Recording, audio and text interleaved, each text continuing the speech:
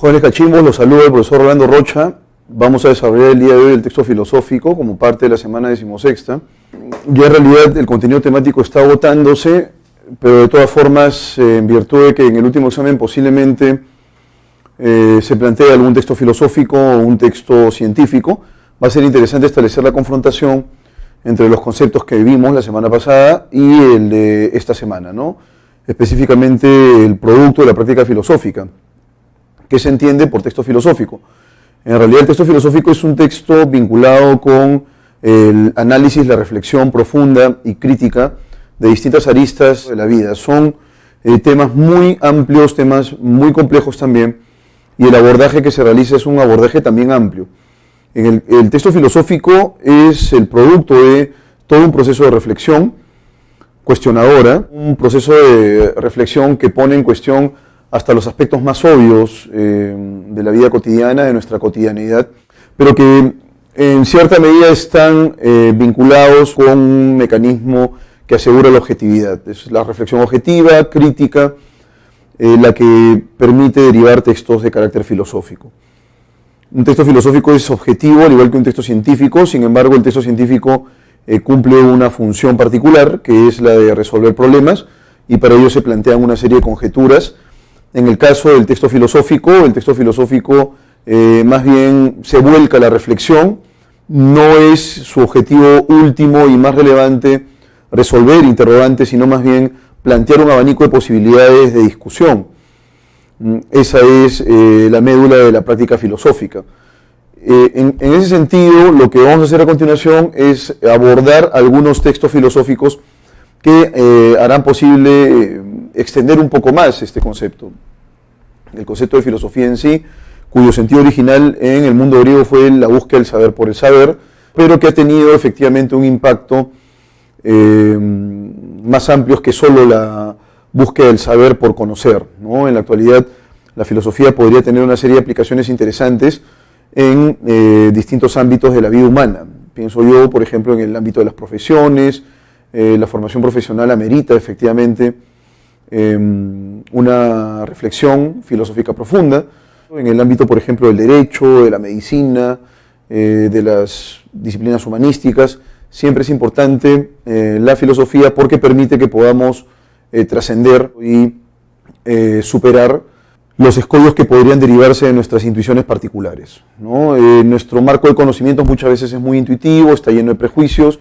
La filosofía haría posible que nosotros podamos limpiar ese panorama y abordar de manera cuestionadora y profunda cualquier tipo de tópico vinculado con la vida humana, con el conocimiento mismo, entre otros aspectos de nuestra vida que podrían ser interesantes y pasibles de reflexión filosófica.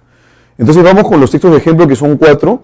Vamos a hacer un abordaje, vamos a explicar si es menester los contenidos del texto y luego realizaremos el abordaje a través de las preguntas de opción múltiple.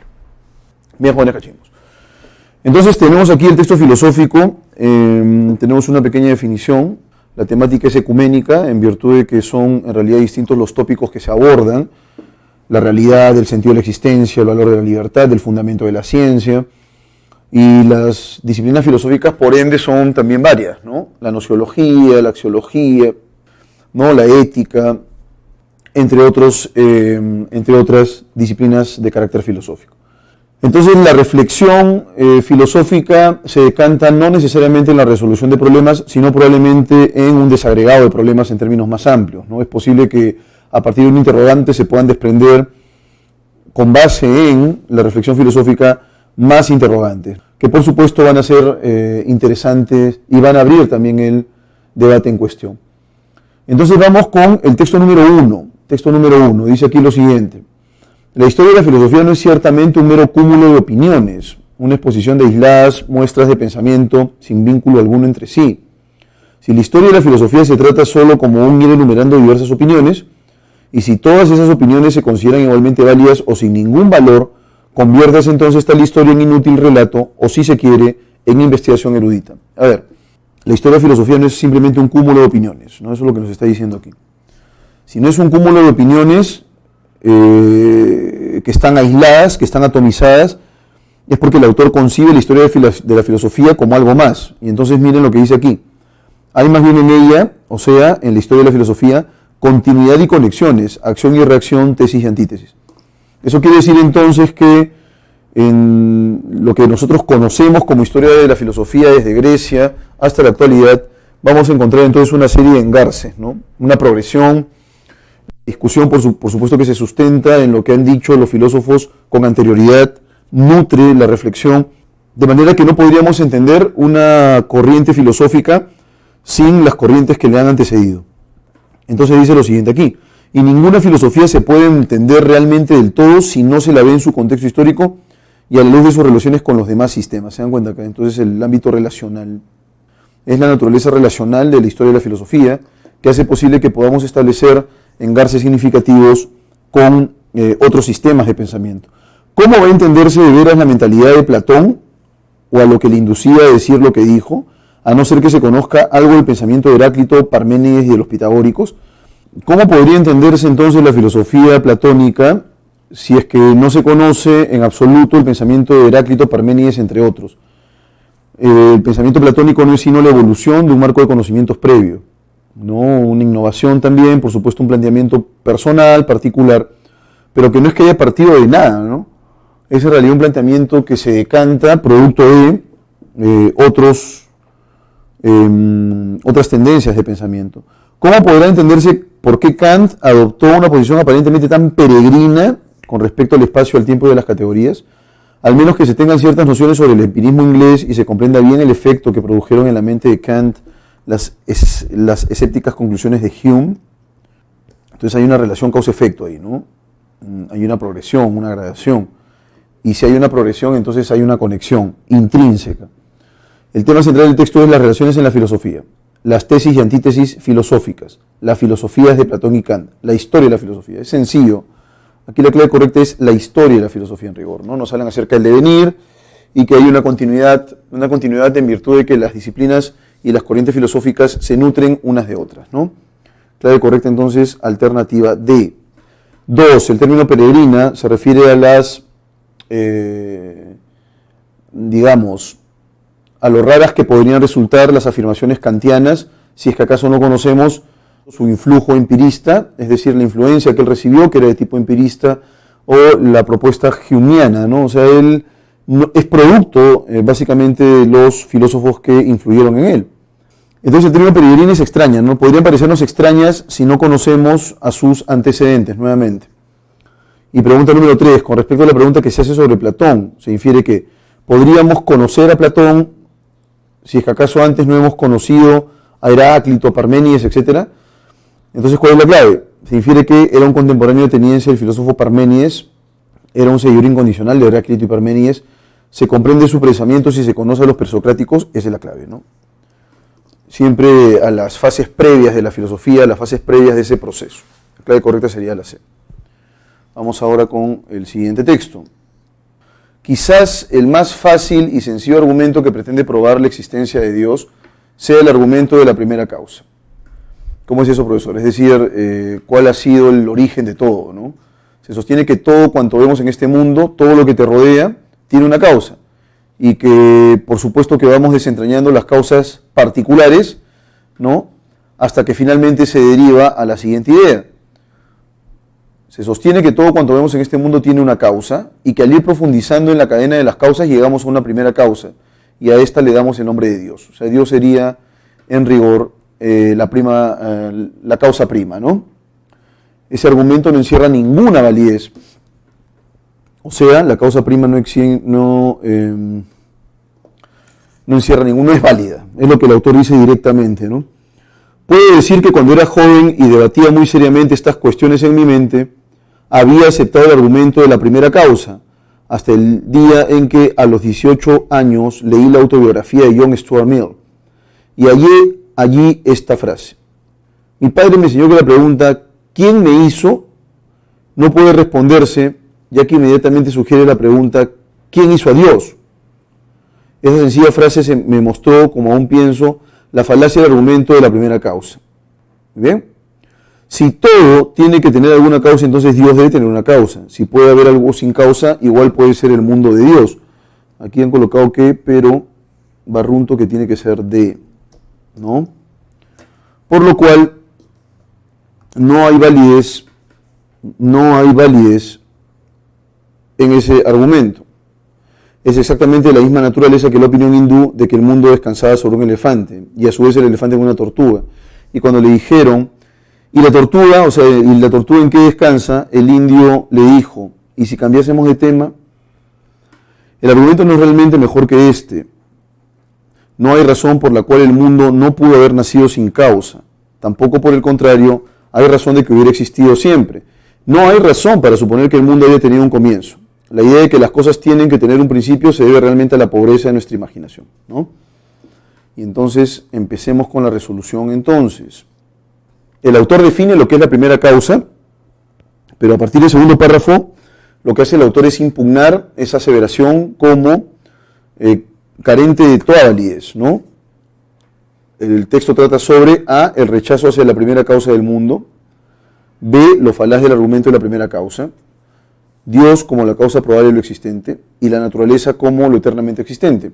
Aquí la clave correcta es la B, ¿no?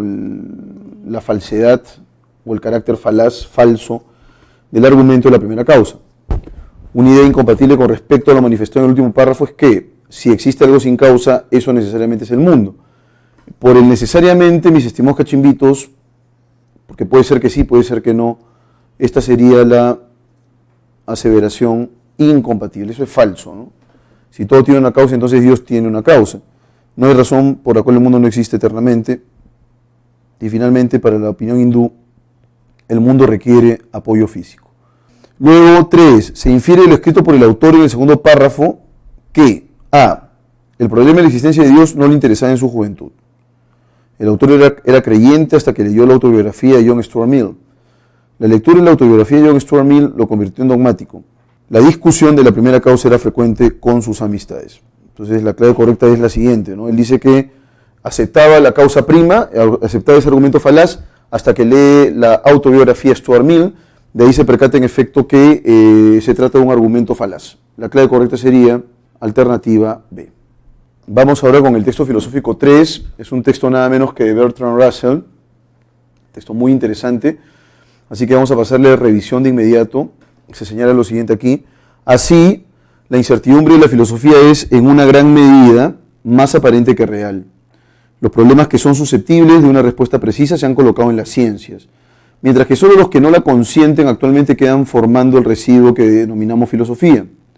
Hay muchos problemas, y entre ellos los que tienen un interés más profundo para nuestra vida espiritual, que en los límites de lo que podemos ver permanecerán necesariamente insolubles para el intelecto humano, salvo si su poder llega a ser de un orden totalmente diferente de lo que es hoy. ¿Tiene el universo una unidad de plan o designio o es una fortuita conjunción de átomos? ¿Es la conciencia una parte del universo que da la esperanza de un crecimiento indefinido de la sabiduría o es un accidente transitorio en un pequeño planeta en el cual la vida acabará por hacerse imposible? Bueno, ya está acabando por hacerse imposible. ¿El bien y el mal son de alguna importancia para el universo o solamente para el hombre? La filosofía plantea problemas de este género y los diversos filósofos contestan a ellos de diversas maneras. Pero parece que sea o no posible hallarles, por otro lado, una respuesta. Las que propone la filosofía no pueden ser demostradas como verdaderas. Sin embargo, por muy débil que sea la esperanza de una respuesta, es una parte de la tarea de la filosofía continuar la consideración de estos problemas, haciéndonos conscientes de su importancia, examinando todo lo que nos aproxima a ellos y manteniendo vivo este interés especulativo por el universo, que nos expondríamos a matar si nos limitáramos al conocimiento de lo que puede ser establecido mediante un conocimiento definitivo. De hecho, el valor de la filosofía debe ser buscado en una larga medida en su real incertidumbre. No es lo que piensa Bertrand Russell. Continuamos, acá justamente está la parte final. El hombre que no tiene ningún barniz de filosofía, o sea que no ha practicado jamás la filosofía, va por la vida prisionero de los prejuicios que derivan del sentido común, de las creencias habituales en su tiempo y en su país, y de las que se han desarrollado en su espíritu sin la cooperación ni el consentimiento deliberado de su razón. Para este hombre, el mundo tiende a hacerse preciso, definido, obvio, ¿no? los objetos habituales no les suscitan problema alguno y las posibilidades de y las posibilidades no familiares son despreciativamente rechazadas. Desde el momento en que empezamos a filosofar, por el contrario, que aún los objetos más ordinarios conducen a problemas de los cuales solo podemos dar respuestas muy incompletas, la filosofía, aunque incapaz de decirnos con certeza cuál es la evidencia, la verdadera respuesta a las dudas que suscita, es capaz de sugerir diversas posibilidades que amplían nuestros pensamientos y nos liberan de la tiranía de la costumbre, ¿no?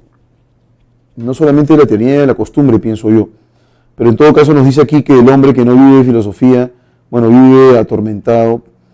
Lo que tenemos que buscar ahora es más o menos cuál es la lógica que maneja Bertrand Russell respecto del quehacer filosófico. Y vamos con la primera pregunta. La idea principal del texto gira en torno al papel y real valor de la filosofía como liberador del ser humano, al valor del conocimiento y su división entre ciencia y especulación, a la incertidumbre frente al desconocido y su real valor moralista, a lo extraordinario como fuente de toda certeza práctica y filosófica, ¿no? La clave correcta sería la alternativa A. El papel y el real valor de la filosofía como liberadora del ser humano. El autor estaría de acuerdo en afirmar que la ciencia se ocupa de los residuos de la filosofía. Sin filosofía el hombre es esclavo de la obviedad, de la cotidianidad, de lo que es obvio, ¿no? Eso es obviedad, de lo que es cotidiano.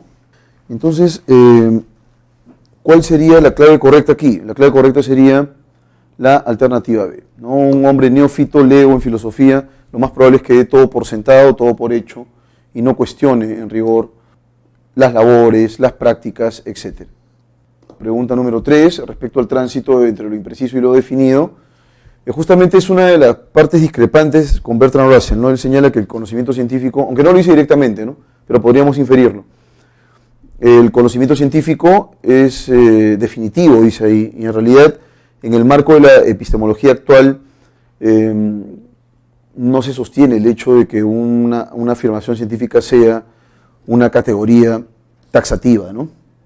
Entonces, la clave correcta entre lo preciso y lo indefinido es, se aprecian las diferencias entre la filosofía y la ciencia, ¿no? Entonces, impreciso la filosofía y lo definitivo, en la lógica de Russell, es el texto científico, un texto científico. Ahora, nos hablan aquí de problemas insolubles, ¿no? Y si son insolubles, entonces son incomprensibles. La clave correcta sería la alternativa D. Si un filósofo pretendiera revisar el conocimiento admitido por la ciencia como definitivo, eso está recontra sencillo. Si el filósofo hiciera eso, es que el filósofo está cumpliendo su función de manera directa, ¿no? Entonces la clave correcta aquí sería la alternativa B. Sería pertinente, pues para la filosofía no existe nada que sea definitivo, ¿no? En el caso de la ciencia tampoco, ¿no? Pero en el marco del texto nos señalan que la ciencia se mueve a través de absolutos, ¿no? Y así llegamos a la palabra fundamental de todo este embrollo, libertad, dice aquí. Los animales no tienen más remedio que ser tal como son y hacer lo que están programados naturalmente para hacer. No se les puede reprochar que lo hagan ni aplaudirles por ello, porque no saben comportarse de otro modo. Tal disposición obligatoria les ahorra sin duda muchos quebraderos de cabeza. En cierta medida, los hombres también estamos programados. Ya, entonces hasta aquí, ¿no? Lo que nos está indicando el texto es que existe una sujeción, digamos, los animales están sujetos a la biología, entonces hay una relación de obligatoriedad, ¿no? Los animales se comportan así porque no pueden escapar a eso. Entonces dice aquí, tal disposición obligatoria les ahorra sin duda muchos quebraderos de cabeza. En cierta medida los hombres también estamos programados por la naturaleza. Y de modo menos imperioso pero parecido, nuestro programa cultural es poderoso. Nuestro pensamiento viene condicionado por el lenguaje que le da forma y somos educados en ciertas tradiciones. Hábitos, formas de comportamiento, leyendas, en una palabra, que se nos inculcan desde la cuna unas fidelidades y no otras. Entonces hay una especie de influencia de carácter cultural según el autor del texto. Pero aun cuando estamos influidos por la cultura, tenemos en realidad capacidad de elección, ¿no? Luego dice aquí, con los hombres nunca puede uno estar seguro del todo, mientras que con los animales o con otros seres naturales sí. Por mucha programación biológico-cultural que tengamos, los hombres siempre podemos optar finalmente por algo que no esté en el programa. Podemos decir sí o no, quiero o no quiero. Por muy achuchados que nos veamos por las circunstancias, nunca tenemos un solo camino a seguir, sino varios. Cuando te hablo de libertad, es a esto a lo que me refiero. Y aquí conviene señalar dos aclaraciones. Primera, no somos libres de elegir lo que nos pasa, sino libres para responder a lo que nos pasa de tal o cual modo. Segunda, ser libres para intentar algo no tiene nada que ver con lograrlo indefectiblemente. No es lo mismo la libertad, que consiste en elegir dentro de lo posible, que la omnipotencia, que sería conseguir siempre lo que uno quiere, aunque pareciese imposible. En la realidad existen muchas personas que limitan nuestra libertad, desde terremotos o enfermedades hasta tiranos. Pero también nuestra libertad es una fuerza en el mundo, nuestra fuerza. A diferencia de otros seres, vivos o inanimados, los hombres podemos inventar y elegir en parte nuestra forma de vida. Podemos optar por lo que nos parece bueno, es decir, conveniente para nosotros, frente a lo que nos parece malo e inconveniente. Y como podemos inventar y elegir, podemos equivocarnos, que es algo que a los castores, las abejas y las termitas no suele pasarles. Nuevamente todo se reduce a la capacidad de elección. In town. Vamos ahora con la primera pregunta. La idea principal del texto es, ¿cuál sería entonces la idea principal de la lectura, señores cachimbos? ¿Los seres humanos no somos semejantes a los animales? Bueno, no somos semejantes, pero debe residir en algo esa diferencia, ¿no? Debe haber algún tipo de distingo, algún tipo de rasgo. De manera que esa no puede ser la clave porque es muy genérica, no nos indica cuál es la potencial diferencia entre uno y otro. Entonces, la A no puede ser clave porque es demasiado general, ¿no? Los animales están programados en sus respuestas, hay una programación biológica, también eso es cierto, pero esa es la idea principal. Los hombres, sobre todo, responden a su programa cultural, pero ahí también hay una base biológica. A pesar de lo cultural y lo biológico, el ser humano puede elegir, ¿no? La libertad consiste en poder elegir entre alternativas. Esa es la respuesta correcta. Se trata de libertad. La libertad en términos humanos, ¿no?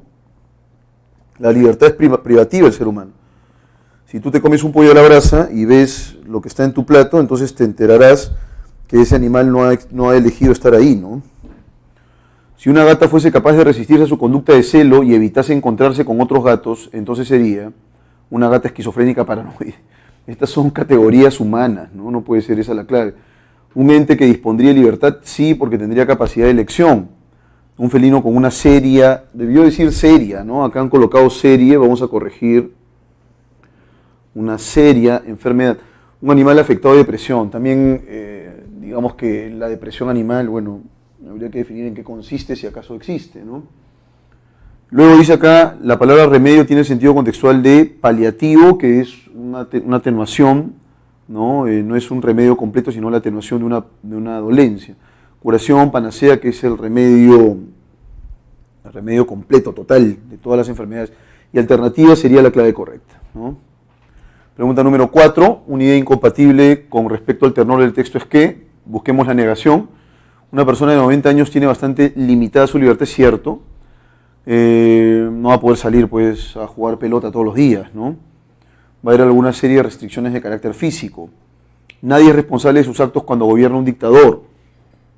Eso sería incompatible. Aun cuando podríamos eventualmente formar o estar sujetos a un gobierno tiránico, a una dictadura, imaginemos, es posible que incluso en un contexto como ese puedas elegir, de manera que la libertad no se negocia. La clave incompatible es la B. C, las personas pueden decidir hacer aquello que les parezca bueno, eso es cierto. No somos libres de elegir el tipo de dificultades que enfrentaremos. Eso ya es contingente, ¿no? Es decir, puede que ocurra, puede que no ocurra, tú no escoges. Se infiere lo planteado en el primer párrafo que los animales no experimentan dilemas morales. Los animales están programados naturalmente. Los hombres son totalmente diferentes a los animales. Los hombres no están programados por la naturaleza. La clave correcta es la alternativa A. Los animales no experimentan dilemas morales, ¿no? ¿Por qué? Porque eso también está vinculado con nuestra capacidad de elegir y los animales no eligen, así que no podrían ellos experimentar dilemas de carácter moral. Vamos ahora con el texto mixto, jóvenes cachimbos, sobre las lenguas nativas, algún aspecto de ellas. Dice aquí, las lenguas nativas del Perú, aquellas que se hablan o se hablaban desde antes de la conquista, afrontan un ocaso. Varias están a punto de desaparecer. Si en 1961 el 33% de los peruanos tenía el quechua como idioma natal, en el 2007 solo el 11% declaró lo mismo.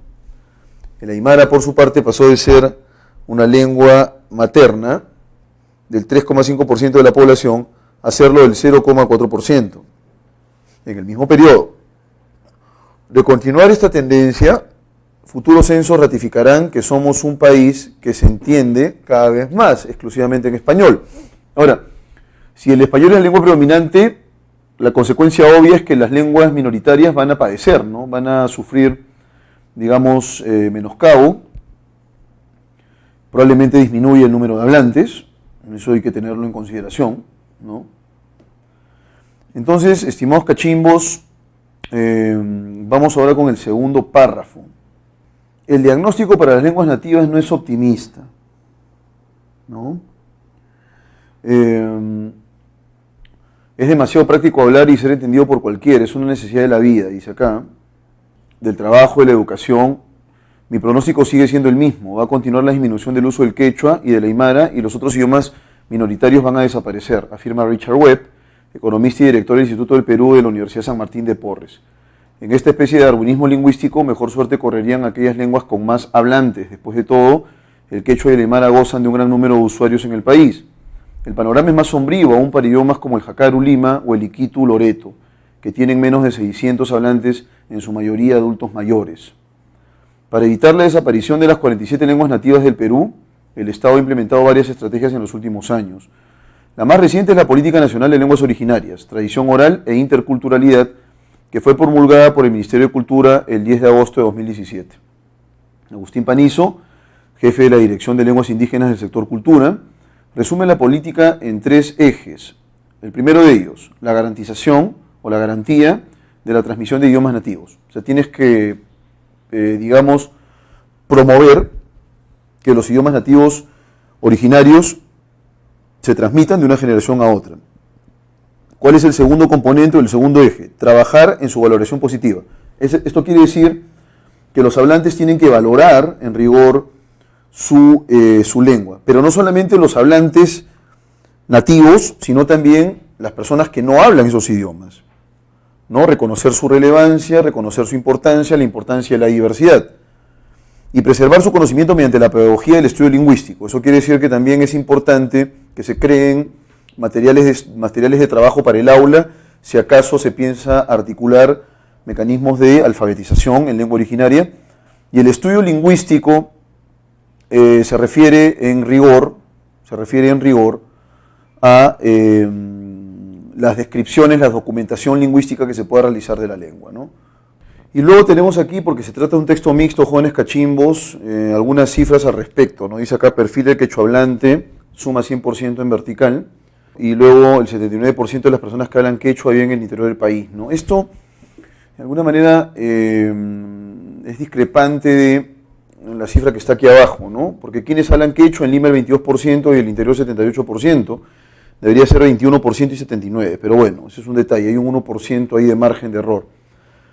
Luego, dice lo siguiente acá, en el norte el 11%, en el centro el 33%, en el sur el 31%, el oriente el 4%. Entonces, las zonas donde más se habla quechua son el centro y el sur peruano. En el ámbito urbano es el 54% hablantes de quechua, en el ámbito rural el 45%, el 46%, perdón. Luego, en los niveles socioeconómicos A, B, C, D y E, tenemos una serie de porcentajes, en AB 5%, en C 13%, en D 25% y en E 57%, ¿no?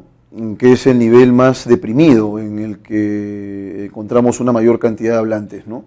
Y luego en cuanto al grupo etario, o los grupos etarios que son 3 aquí, es decir, los grupos que están asociados con la variable edad, el primero de ellos es de 18 a 24 años, el 11%, de 25 a 39 años, el 23%, de 40 más años, el 66%, ¿no? O sea, lo que quiere decir esto es que las personas mayores son las que hablan el quechua. ¿Eso es positivo para la lengua? No, porque si acaso hay algo que permite la preservación de un sistema lingüístico es que lo hablen las generaciones jóvenes, ¿no? Niños, jóvenes, y al parecer eso no está ocurriendo, así que eso es peligroso. La zona centro y sur congrega, dice acá, la mayor cantidad de quechuahablantes, que es el 64%. Y ahora sí, empecemos con la primera pregunta. Dice, fundamentalmente el autor sostiene que, alternativa A, hay una disminución en el número de hablantes de lenguas nativas del Perú, incluso algunas estarían en peligro de desaparecer. B, la extinción de las lenguas nativas del Perú está determinado por el darwinismo lingüístico frase acuñada por David Weber, o Richard Webb, perdón, Richard Webb. C. La reducción a paso galopante de los hablantes de lenguas nativas tiene como consecuencia el menoscabo de la identidad peruana. Y finalmente, el Estado ha implementado diversas estrategias en los últimos años con el fin de evitar la desaparición de las lenguas nativas en el Perú. 2. El término sombrío. Vamos con la pregunta número 1. ¿Cuál sería la clave correcta aquí? ¿Cuál sería la clave que expresa mejor el argumento principal del autor, o la afirmación principal del autor, la idea principal? Es la clave A, ¿no? Existe un decremento notorio en el número de hablantes de lenguas nativas, lo cual hace suponer que estas van a extinguirse en algún momento, ¿no? Eso es lo que tenemos que tomar en consideración. Luego nos piden por el término sombrío. Tienen un futuro sombrío, dice acá. Tienen un futuro sombrío, en consecuencia se refiere a un pronóstico halagüeño. Halagüeño es que halaga, no tiene nada que ver con halagüeño esto. Incognoscibles, que no se conoce. Melancólico, que es triste y desalentador, que es la clave correcta, ¿no? Es un pronóstico que no nos caería muy bien.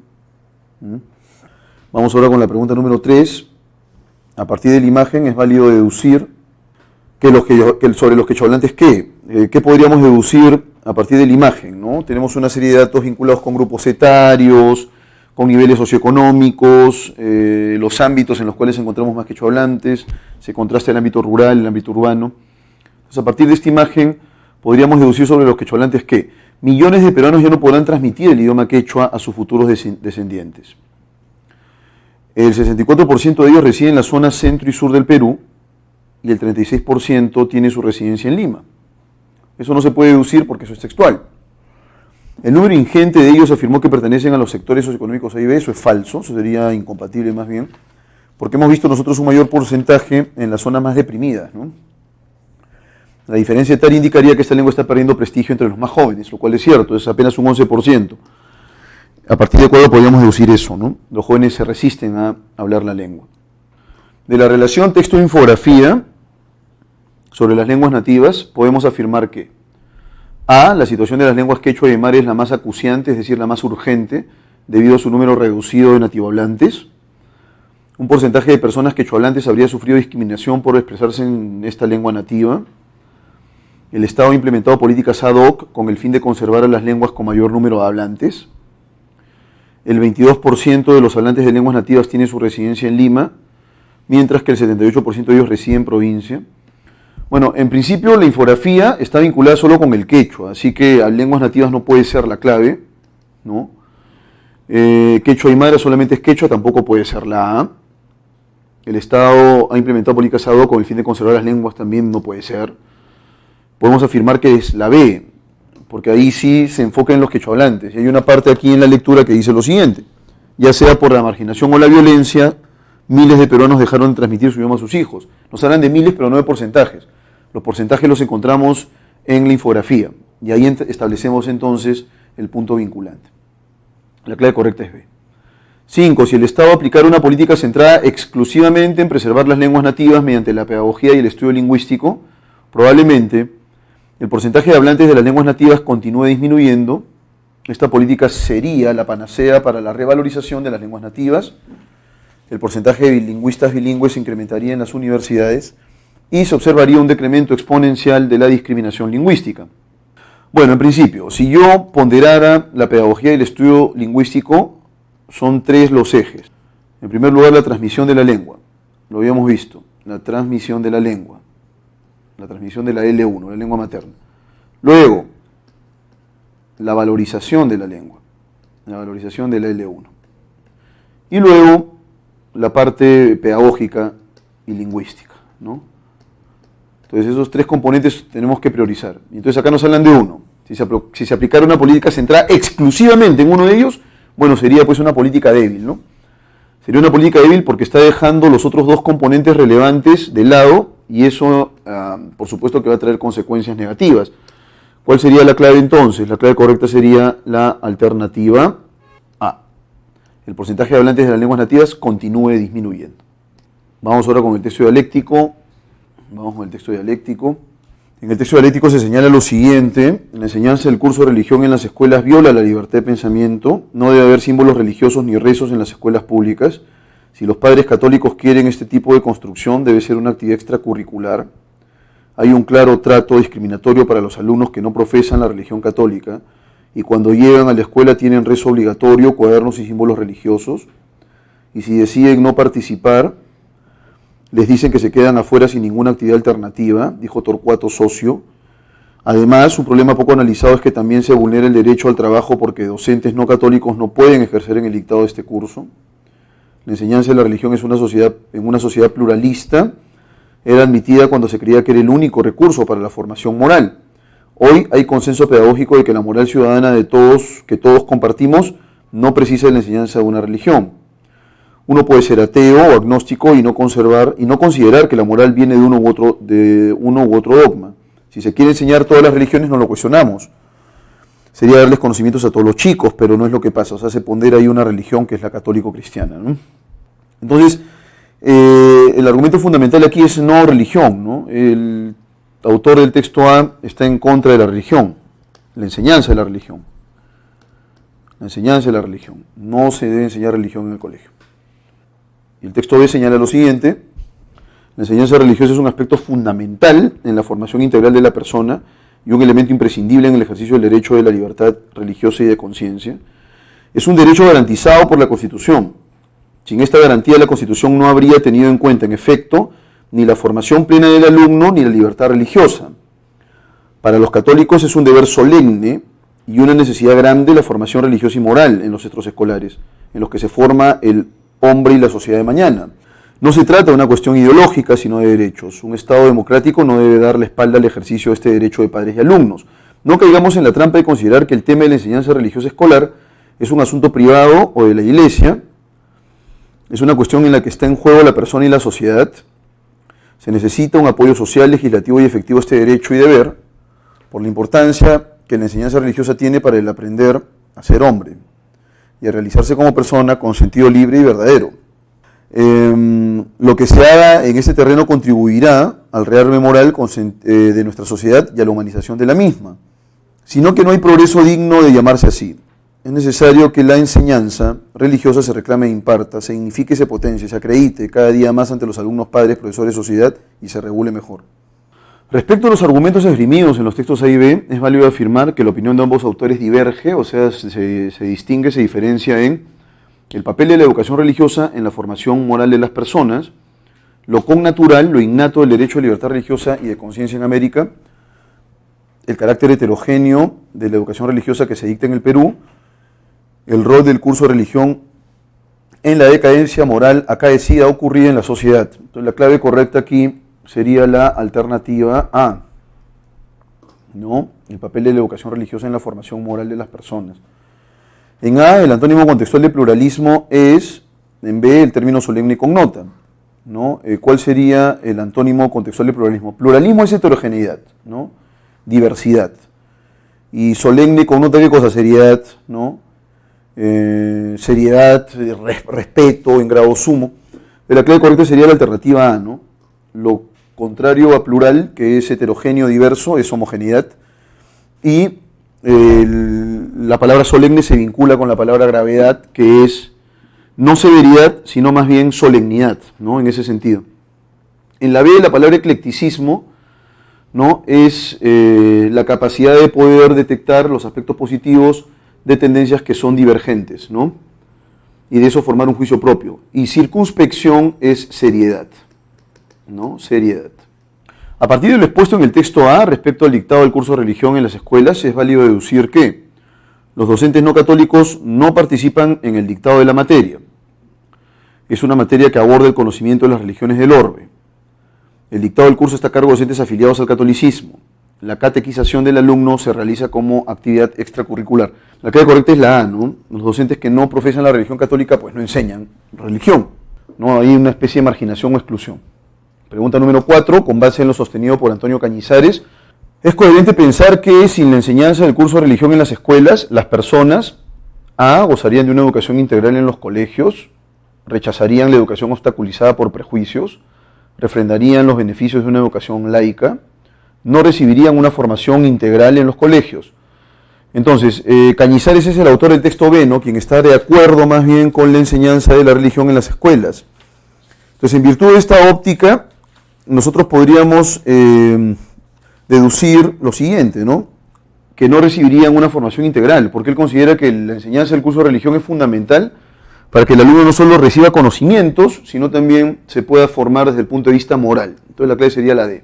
Siguiendo la lógica del autor del texto B, ¿no? Pregunta número 5, desde la perspectiva de Braginsky, si el curso de religión abordara todas las religiones para proveer de amplios conocimientos a todos los educandos, entonces, A, los estudiantes caerían en la perversión por no contar con parámetros morales, se impugnaría la nocividad de la religión para el desarrollo intelectual del joven, este no se opondría que se dicte el curso de educación religiosa en la escuela, los alumnos católicos serían víctimas de discriminación y segregación religiosa. Entonces, en la pregunta número 5, ¿no? Si el curso de religión abordara todas las religiones, dice él, todos los alumnos recibirían una formación más amplia, pero eso no ocurre porque se pondera una religión. En ese sentido, el autor no se opondría, ¿no? A que se dicte el curso de educación religiosa en la escuela, ¿no? Porque son varias tendencias las que estarían involucradas en el desarrollo de este tipo de curso. Muy bien, el texto de Mbembe.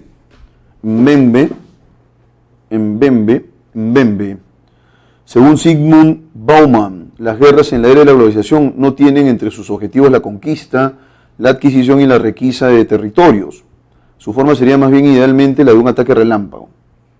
El creciente abismo entre los medios rudimentarios por un lado y la alta tecnología por otro no ha sido nunca tan evidente como en la guerra del Golfo y la campaña contra Kosovo. En los dos casos la doctrina de la fuerza aplastante o decisiva se puso en marcha de forma óptima gracias a una revolución militar y tecnológica al servicio de una capacidad multiplicada de destrucción sin precedentes. La guerra por el aire, que pone en relación altitud, armamento última generación, visibilidad e inteligencia, es un buen ejemplo. Durante la guerra del Golfo, la utilización combinada de bombas inteligentes y bombas de uranio empobrecido, de detectores electrónicos, misiles con guía láser, bombas de racimo y asfixiantes, tecnología furtiva, stealth en inglés, de vehículos aéreos no tripulados y la ciberinteligencia pronto paralizaron las capacidades del enemigo. Ojo con el material bélico con el que se contaba, ¿no? Y que ha sido utilizado en la guerra del Golfo. Asimismo, en Kosovo, la degradación de las capacidades serbias tomó la forma de una guerra de infraestructura que destruía puentes, redes de ferrocarril, autopistas, redes de comunicaciones, almacenes y depósitos de petróleo, instalaciones de calefacción, centrales eléctricas y equipamientos de tratamiento de aguas. Ya imaginamos que la ejecución de tales estrategias militares, sobre todo cuando se combinan con la imposición de sanciones, tiene como consecuencia la merma de todo el sistema de supervivencia del enemigo. Los daños duraderos en la vida civil son particularmente elocuentes. Por ejemplo, la destrucción del complejo petroquímico de Pančevo cerca de Belgrado durante la campaña de Kosovo ha dejado tal nivel de toxicidad en los alrededores, cloruro de vinilo, amoníaco, mercurio, nafta y dioxina, que se recomendó a las mujeres embarazadas que recurrieran al aborto, y en toda la región se aconsejó evitar los embarazos durante un periodo de 2 años, ¿no? Por la contaminación. Imagínense ustedes el nivel de toxicidad que se derivó de esta guerra y del uso además de bombas inteligentes, bombas de uranio y una serie de material bélico que es muy peligroso. Por lo tanto, las guerras de la era de la globalización tienen como objetivo forzar al enemigo a la sumisión, sean cuales sean las consecuencias inmediatas, los efectos secundarios y los daños colaterales de las acciones militares. En este sentido, las guerras contemporáneas recuerdan más a la estrategia guerrera de los nómadas que a la de las naciones sedentarias o a las guerras territoriales de conquista y anexión de la época moderna, ¿no? Hemos evolucionado en cuanto a la tecnología, pero hemos involucionado respecto de los objetivos que se persiguen. Y entonces ahora sí vamos con la primera pregunta de este texto. Fundamentalmente el texto sostiene que las guerras en la globalización ya no tienen entre sus objetivos la conquista. Casi todas las contiendas merman el sistema de supervivencia del enemigo. La campaña de Kosovo y la guerra del Golfo asemejan ataques relámpagos. Las guerras hoy tienen como objetivo someter al enemigo a cualquier costo. Esa es la clave correcta, ¿no? Y eso es lo que hace posible que, digamos, los ataques sean ataques para que el enemigo se quede quieto, ¿no? O sea, mantener sumiso al enemigo. No importa si más adelante la población aledaña sufra o padezca, eso no importa, ¿no? Esos son daños colaterales que se tienen que asumir. Es bastante perverso, pero es lo que ocurre. El término recordar, ¿qué sugiere? Dice acá, En este sentido, las guerras contemporáneas recuerdan más a la estrategia guerrera de los nómadas, ¿no?, que a la de las naciones sedentarias de la época moderna. Entonces, recordar qué sugiere: discrepancia, afinidad, verosimilitud o reluctancia. Si recuerdan a esa manera de combatir, es porque existe una relación de semejanza o afinidad. Alternativa B. Reluctancia es brillo, ¿no? Y tenemos también el adjetivo reluctante, que es brilloso. De la estrategia militar empleada en la campaña de Kosovo, no es correcto afirmar que: alternativa A, tenía el compromiso de aislar a los habitantes para aniquilar cualquier resistencia, comprometió la alimentación y el acceso al agua potable de miles de personas, tenía como fin liquidar diversos canales de comunicación en la región agredida, se enfocó en atacar zonas donde no se hubieran instalado poblaciones civiles. Es una guerra de infraestructura, entonces en ese sentido lo más probable es que se ataquen más bien poblaciones civiles, ¿no? Porque ahí, ¿qué cosa es lo que hay? Vías de comunicación, autopistas, de manera que ese sería el objetivo. La clave correcta sería la D. Y si tú quieres mantener sumiso al enemigo, entonces atacas por donde más le duele, ¿no? Y en este caso, esas zonas serían las zonas, digamos, más apetitosas, ¿no?, por decirlo de alguna manera. Pregunta número 4. De la destrucción del complejo petroquímico de Pansebo, es válido deducir que: alternativa A, durante la guerra se desata una lógica que desestima el valor de la vida humana, ¿no es cierto?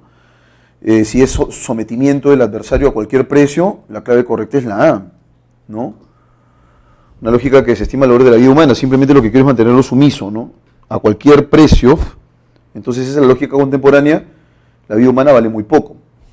Y finalmente, si el ejército bélico buscara únicamente anexar nuevos territorios para una nación, destruir la infraestructura de la zona de interés supondría una práctica sin sentido. Claro, si tú quieres anexar el territorio, no te conviene destruir ese territorio, ¿no?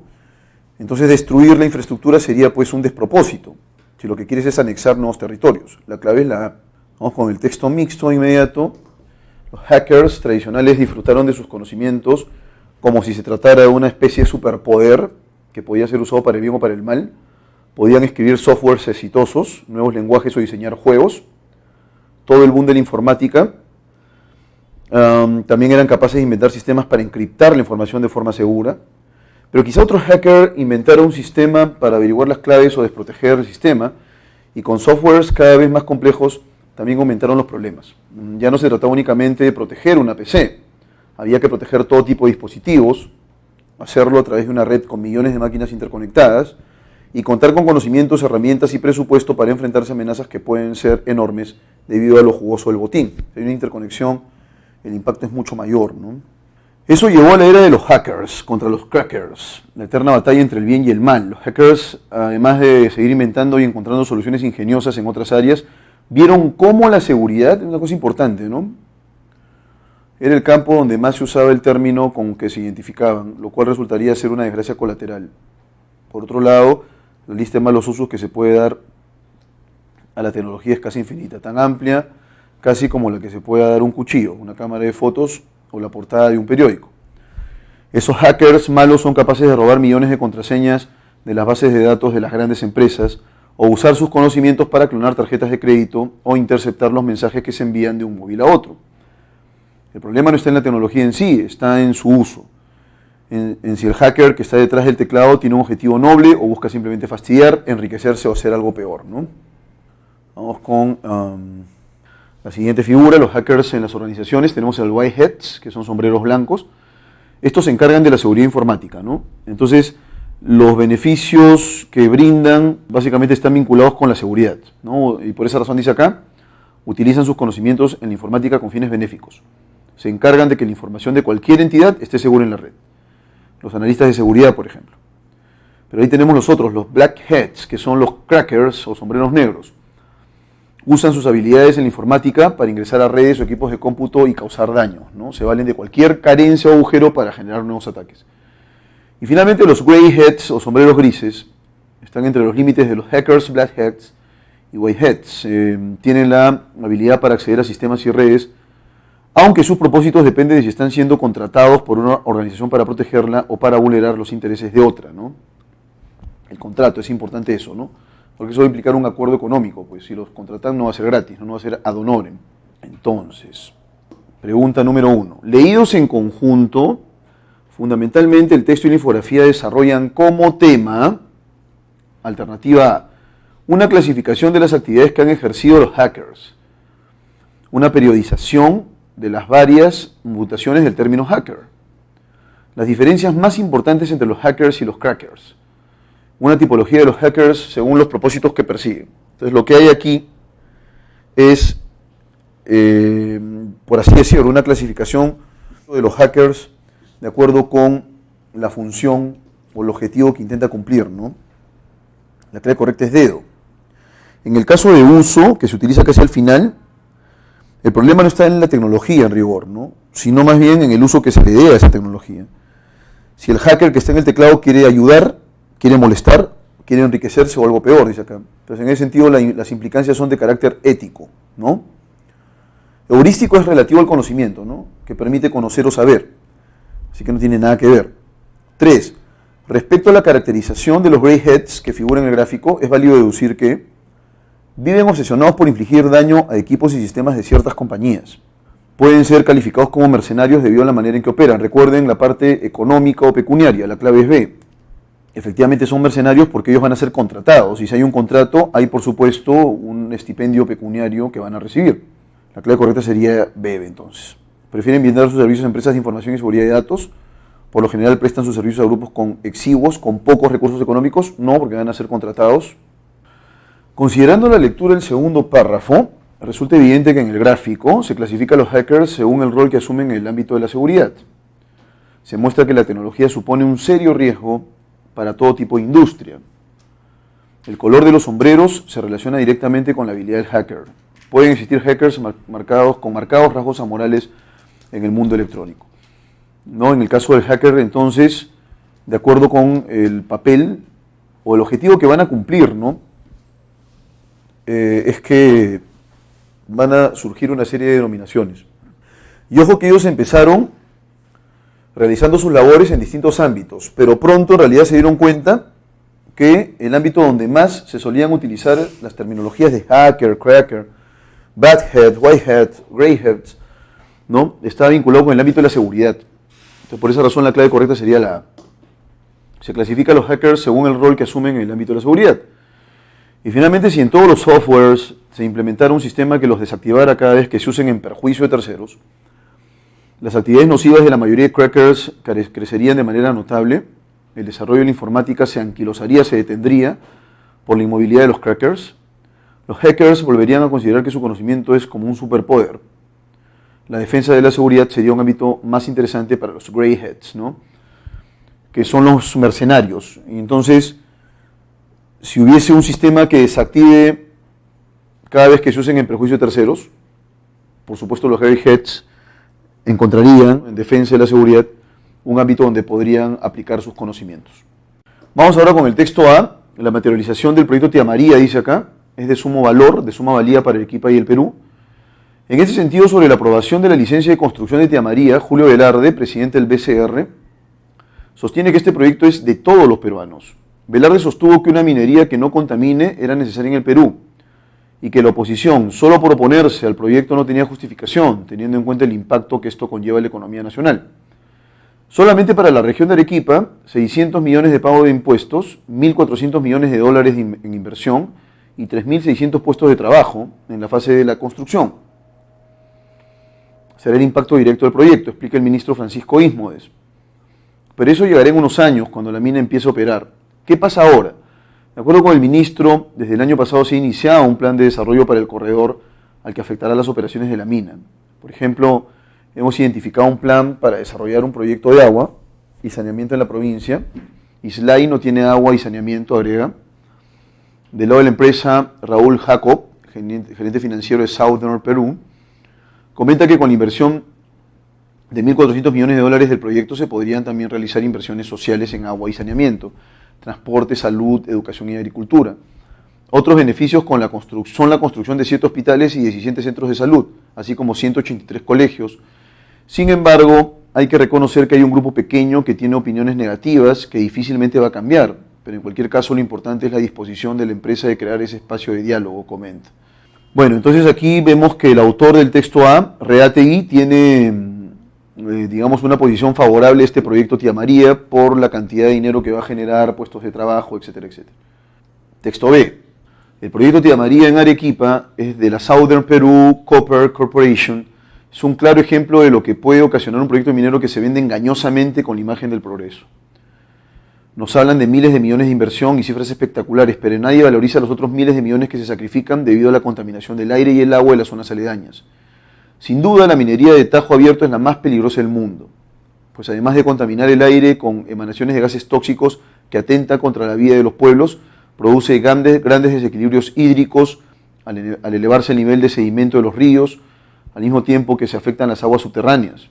Tía María, el promovido proyecto minero a Tajo Abierto, es un caso emblemático de la afectación de una actividad económica próspera debido a las industrias extractivas que el gobierno no solo promueve, sino que apoya y defiende con fuerza en perjuicio de las comunidades afectadas.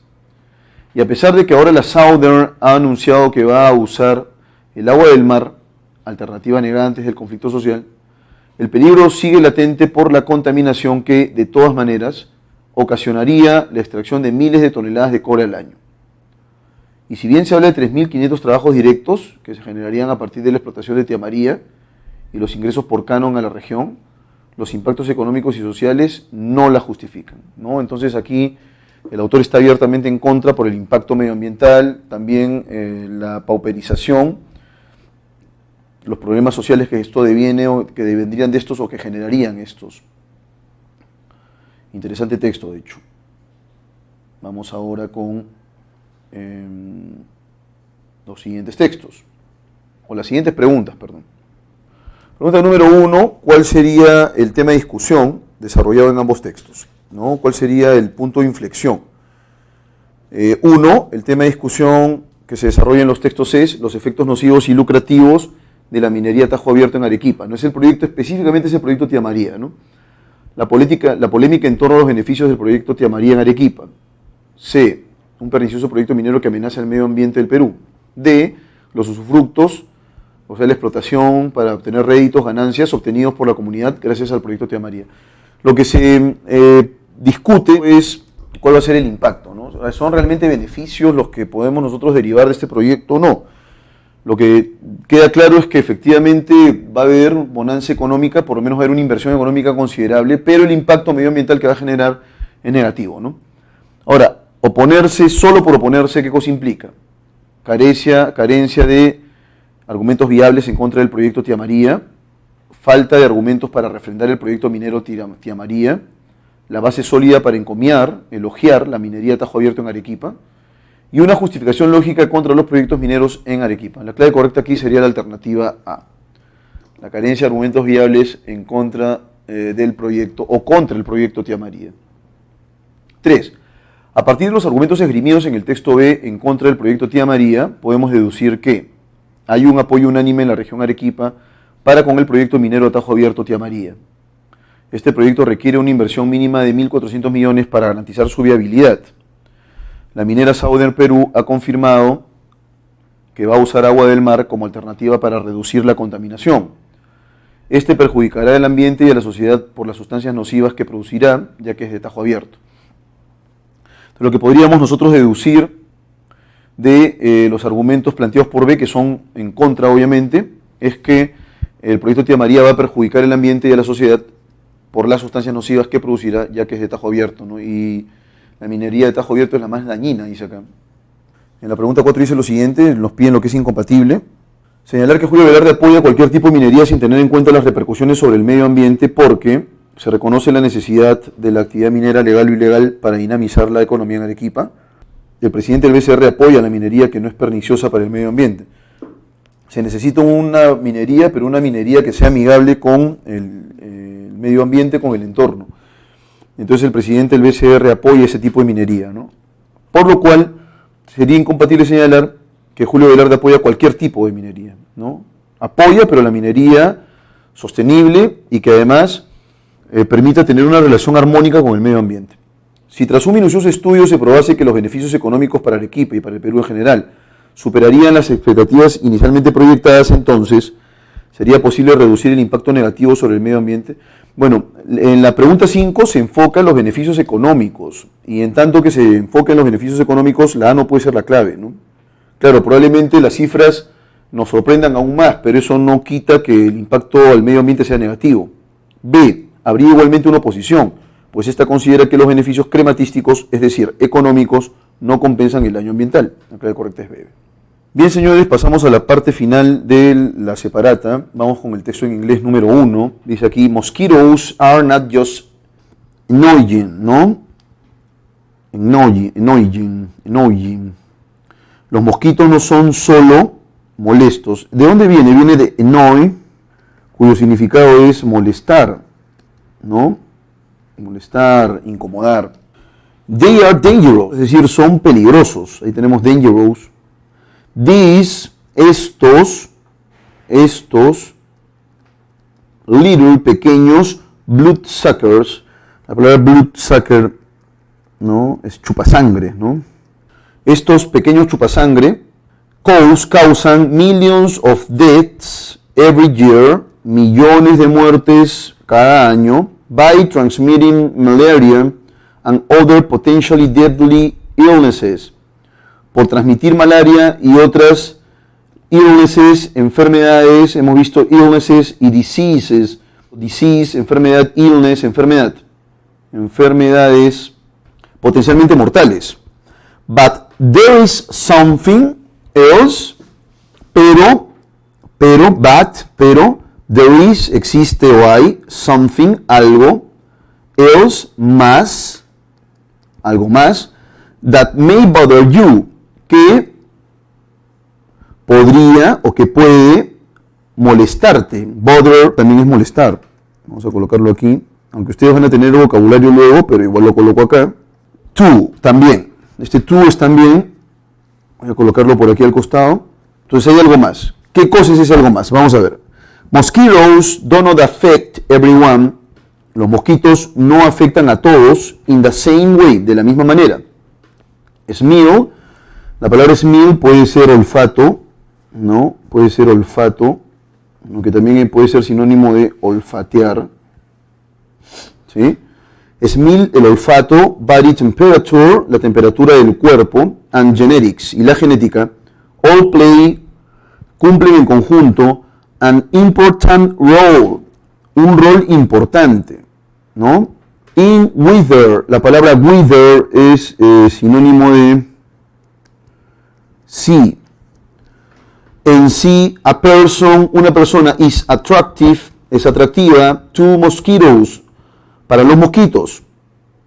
The bloodsuckers, los chupasangres, particularly love carbon dioxide, particularmente aman el dióxido de carbono, and lactic acid, y el ácido láctico, which is present on the skin after physical activity, el cual está presente, o los cuales sería en este caso, ¿no? Porque son dióxido de carbono y el ácido láctico, los cuales están presentes on the skin, en la piel, after, después, physical activity, después de la actividad física. Entonces tú juegas, por ejemplo, un partido de fulbito, haces ejercicios, entonces liberas, estamos de acuerdo, tanto dióxido de carbono como ácido láctico.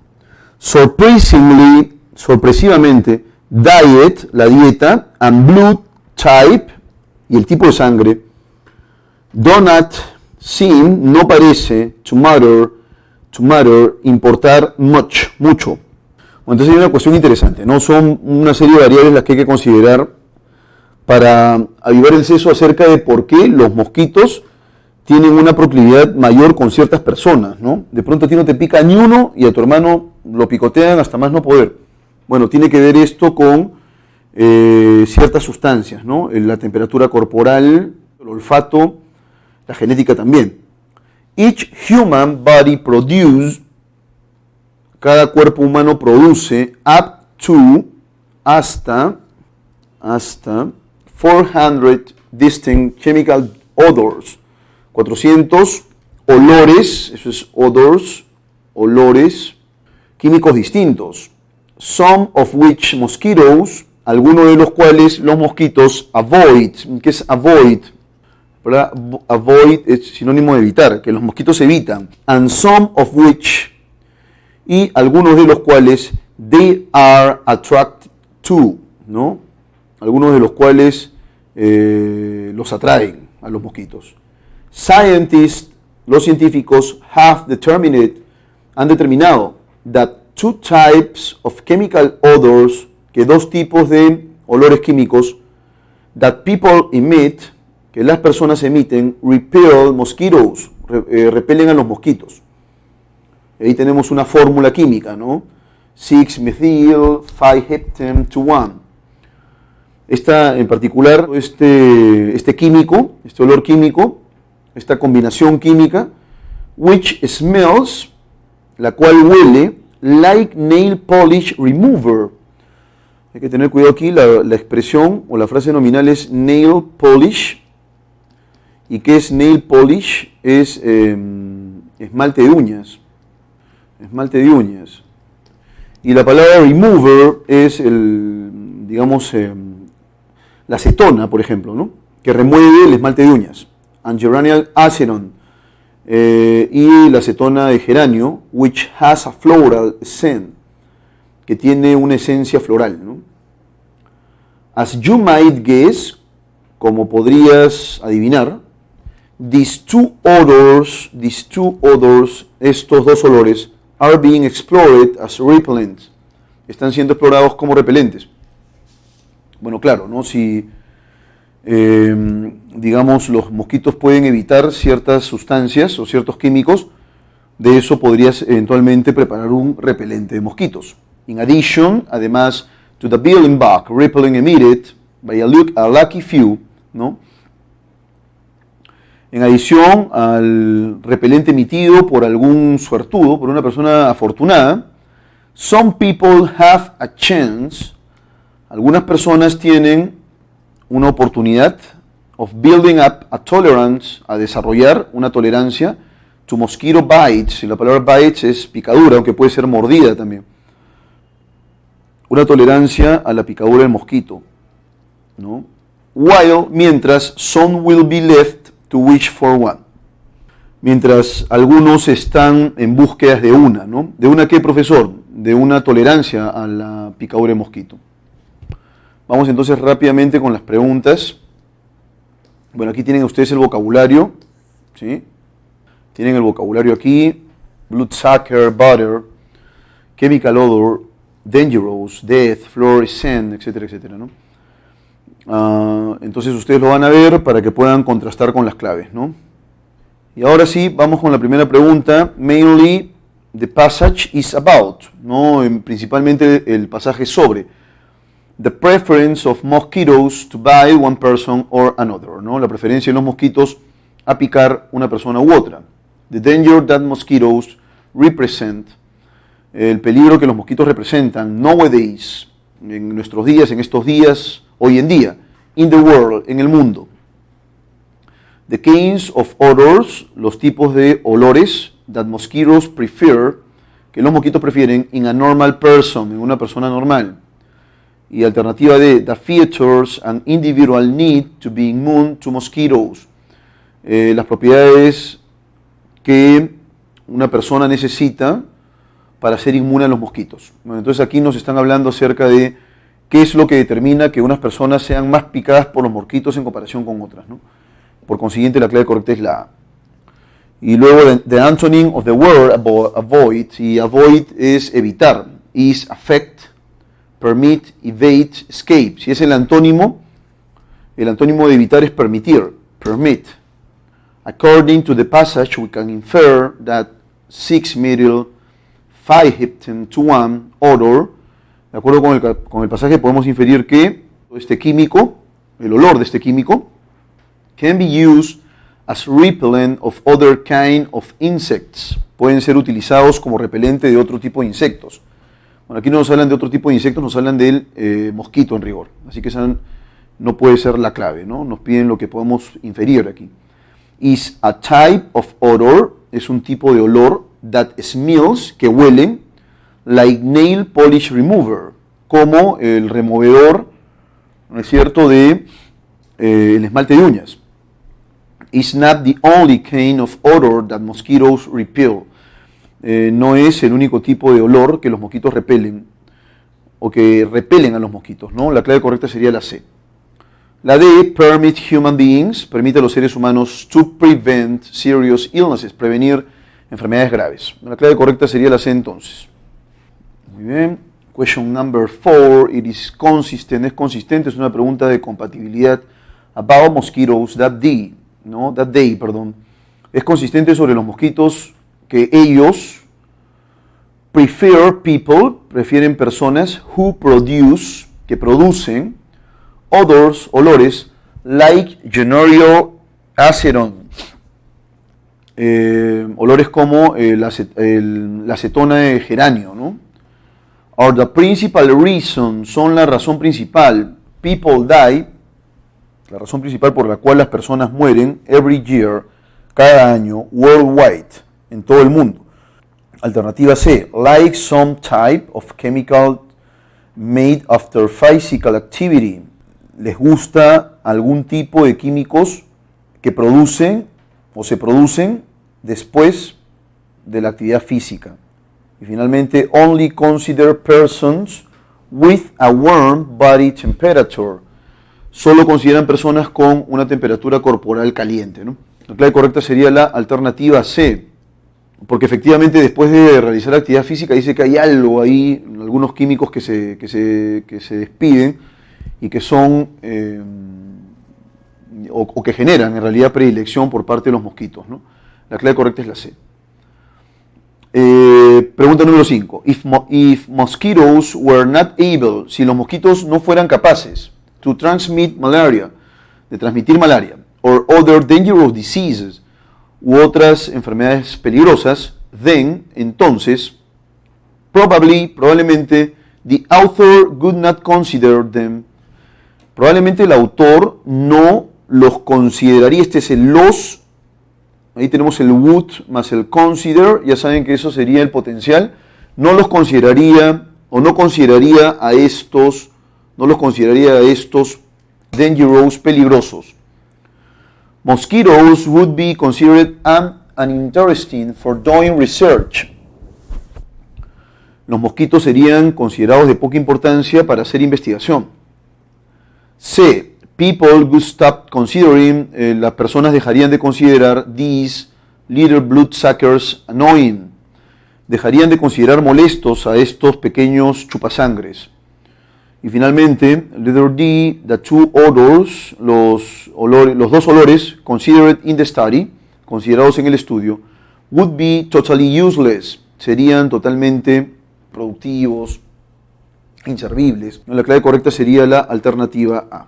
Bien, señores, el siguiente texto, que es un texto no menos interesante, es un texto acerca de el cerebro del bilingüe, ¿no? Como una persona bilingüe, por eso es importante que aprendas otra lengua más, querido cachimbo. Esa es una recomendación no solo para la universidad, sino también para efectos de prevenir el impacto de enfermedades como el Alzheimer, por ejemplo, ¿no? Se ha descubierto que las personas que son bilingües tienen una mayor resistencia a... en realidad lo que ocurre con el Alzheimer es que se desata un deterioro enorme. Entonces, sabiendo dos lenguas, el cerebro está preparado para que el impacto no sea tan fuerte, ¿sí? Bueno, aquí ustedes tienen la traducción del texto, así que esto lo van a leer, pero voy discutiendo con ustedes las claves de inmediato de las preguntas de opción múltiple para que ustedes las puedan considerar luego en la resolución personal que hagan de esta lectura, que es la última. What is the main idea of the passage? Acá en realidad se refiere al cerebro del bilingüe, ¿no? Y entonces la clave correcta sería la de bilingual people, las personas bilingües, are less affected, son menos afectadas by dementia according to a new study, por la demencia de acuerdo con un nuevo estudio, ¿no? La clave sería la B. Entonces, en el caso de persiste, la clave correcta sería continue, ¿no? Letter A, reiterate, demand, obtain. La clave correcta es la A. We can plausibly infer from the passage that bilingualism, podemos deducir plausiblemente del pasaje que el bilingüismo te permite ser más inteligente en términos de la cognición cerebral.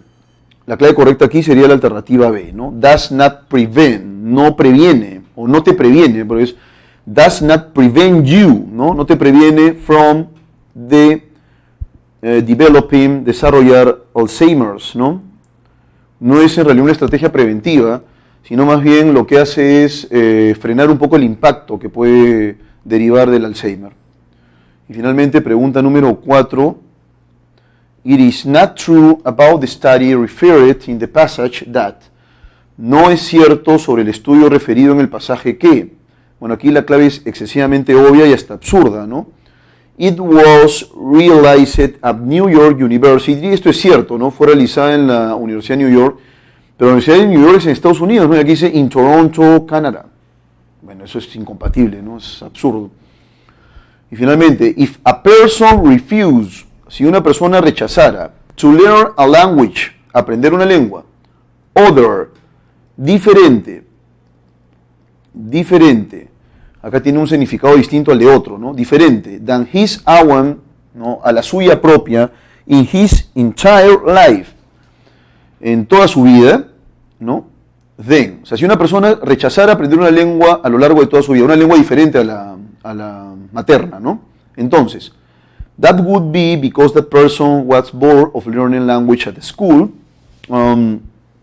It would be needed to talk with. Bueno, aquí en realidad, si tú no aprendes otra lengua, la consecuencia inmediata es que probablemente el Alzheimer te ataque de manera más severa, más grave, ¿no? Entonces, la clave correcta sería la siguiente. That person would have more chances of developing Alzheimer's than a bilingual. Esta persona tendría más, digamos, posibilidades de desarrollar Alzheimer que un bilingüe, ¿sí? El bilingüe en realidad va a tener un desarrollo pero no tan agresivo, ¿no? La clave correcta sería la alternativa C. Bueno, señores cachimbos, eso es todo por hoy. Nos vemos la siguiente semana. Ya estamos en realidad en el cierre de este desarrollo. Gracias por la atención. Si tuvieran alguna pregunta, por favor, me la extienden.